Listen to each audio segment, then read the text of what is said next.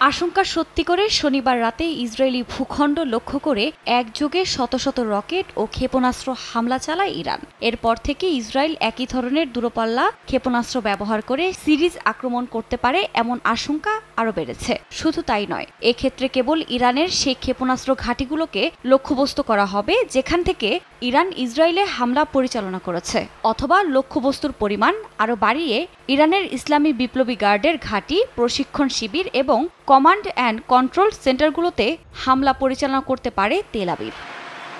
ইসরায়েলের এসব হুমকির মধ্যে বসে নেই ইরানও। সম্ভাব্য হামলা মোকাবিলা করতে নিজেদের সবভাবে প্রস্তুত করছে রাইসি প্রশাসন।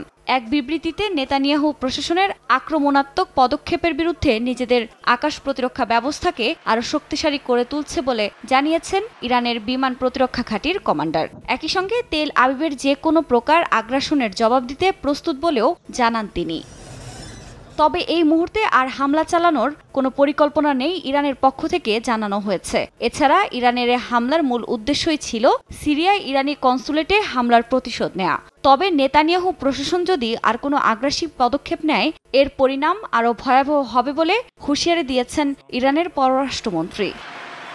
এদিকে বিশ্লেষকরাও বলছেন একই কথা। তাদের মতে ইসরায়েলের একের পর এক উস্কানিমূলক কর্মকাণ্ডের জন্যই ইরান এ হামলা চালাতে বাধ্য হয়েছে। তবে তেল আবিব এমন প্ররোচনা বন্ধ করলেই রাইসি প্রশাসন আর হামলা চালাবে না বলে মত অনেকের।